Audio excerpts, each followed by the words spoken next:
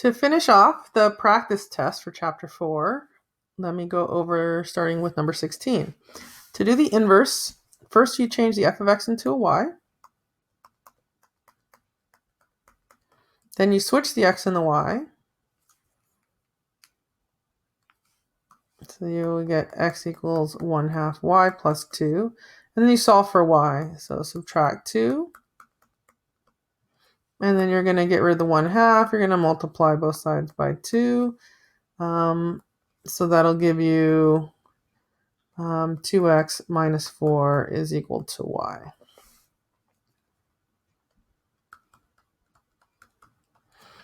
For the next one, you're going to have y is equal to 3x plus 6. You change the x and the y. Then you solve for y. So x minus 6 equals 3y. And divide both sides by 3. So you're going to get y is equal to x minus 6 over 3. If you rather have x minus 6 equals 3y and you want to divide each term by 3, that's also okay to do.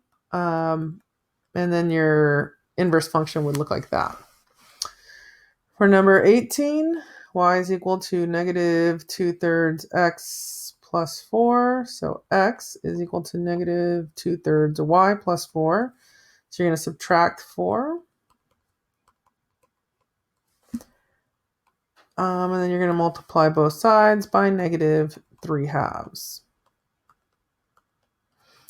Go ahead and distribute. So you have negative 3/2 x plus 6 is equal to y.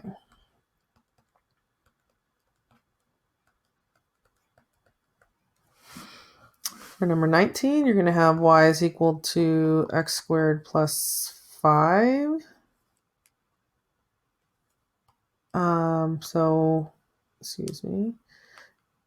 X is equal to y squared plus 5. X minus 5 is equal to y squared, and then you're going to take the square root of both sides. So plus or minus x minus 5 is equal to y.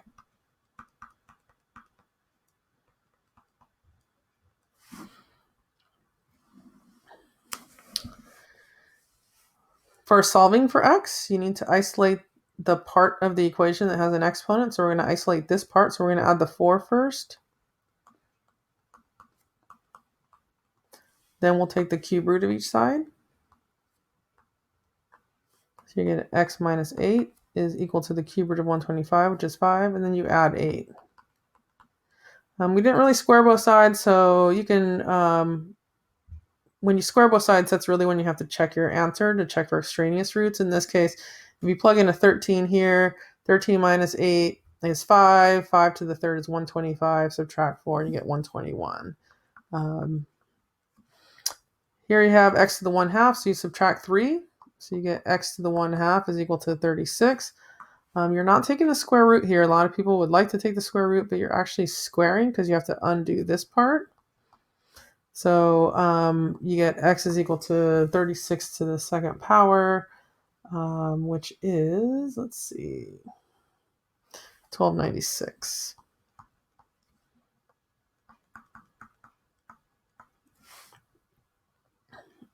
And again, you can check your answers on that. It does work.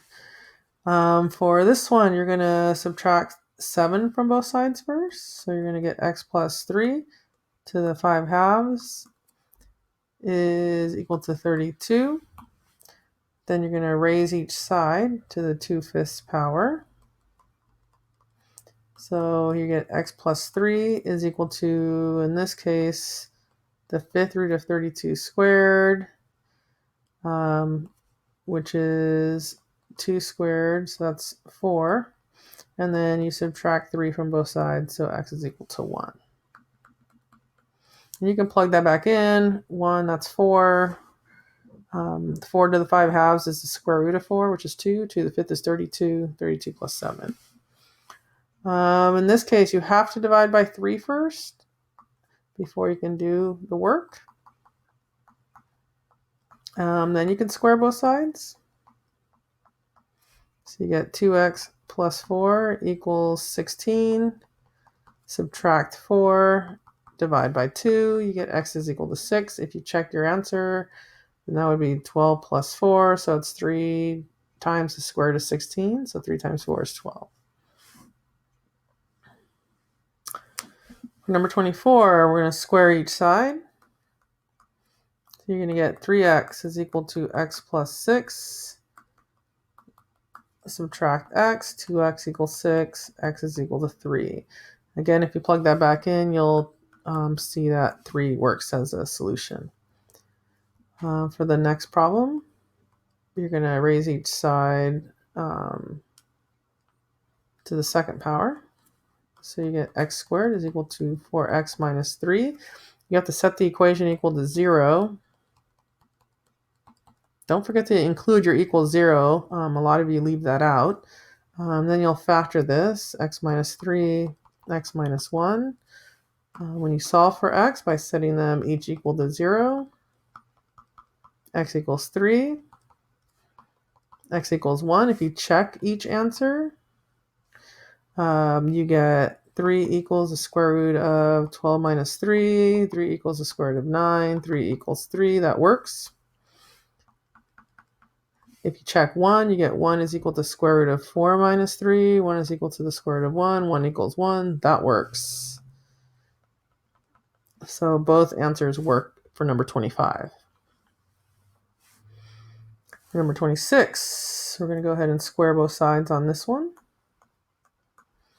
You're going to get x squared plus 4x plus 4 is equal to 2x plus 7. Here, these cancel out. There you do need a trinomial, so be careful that you don't just put x squared plus 4. We're going to set this equation equal to 0. So you're going to get x squared plus 2x minus 3. That gives you x plus 3x minus 1. If you solve this, you get x equals negative 3, x equals 1.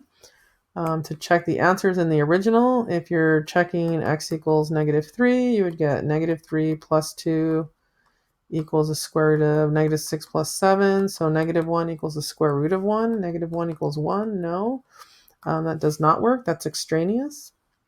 If you try 1, you get 1 plus 2 equals the square root of 2 plus 7. So 3 equals the square root of 9. So 1 does work. For number 27, we're going to square both sides as it is. So this side, the square root and the square cancel. And this side, they do not. So you got to do, you're going to have 3 terms. The first one, you're going to square the 3. So that's 9. For the last term, we're going to square the square root of x plus 9. So you're just going to get x plus 9. In the middle term, you're going to multiply these two together and then double it. So you're going to get negative 3 square root of x plus 9 twice. So you're going to get negative 6 square root of x plus 9. So we're going to not set the equation equal to 0, but we need to isolate this portion. So we're going to move everything else to the other side. So I'm going to subtract 9. I'm going to subtract x, and I'm going to subtract this 9 as well from this side, excuse me. So make sure you're doing it once to each side of the equal sign. So the equal sign is here. These 9's cancel. The x's cancel. These 9's cancel. So on this side, we only have negative 6 square root of x plus 9. And on this side, the x's cancel. So I have 6 minus 18, which is negative 12. Because 6 goes in evenly into negative 12, I'm going to go ahead and divide it. If it didn't, I would just square both sides as it was. So I'm going to divide both sides by negative 6. So 2 is equal to the square root of x plus 9. Then you could square both sides. So 4 is equal to x plus 9. So x is equal to negative 5. You do want to check that in the original equation. So in the original equation, that would give me negative 5 plus 6 is equal to 3 minus negative 5 plus 9, the square root of 1, 3 minus the square root of 4. So 1 equals 3 minus 2. So that works.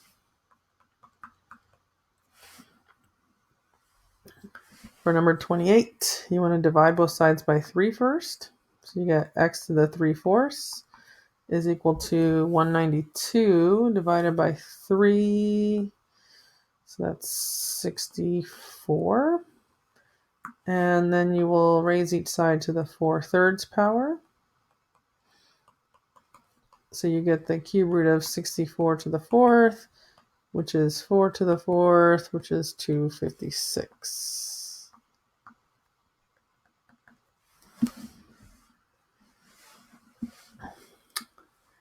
For the graphing, you have an a value of -3. This is a square root function. Your HK is -5, 0.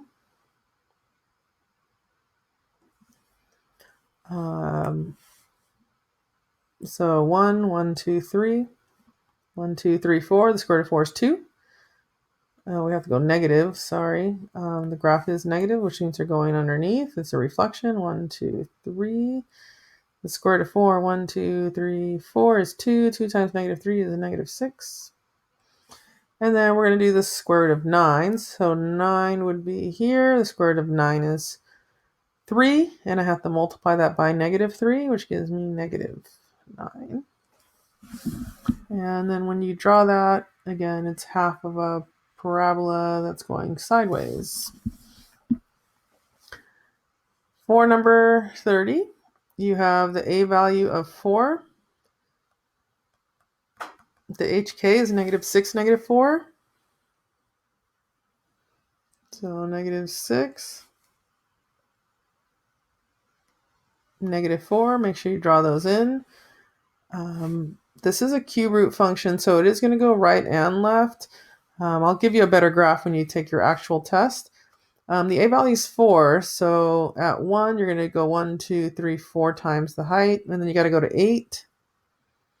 The cube root of 8 is 2. 1, 2, 3, 4, 5, 6, 7, 8, so 4 times as tall.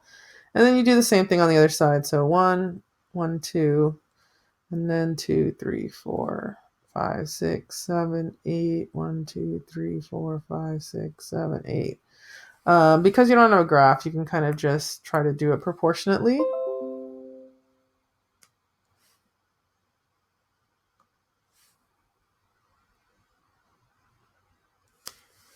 And that's number 30.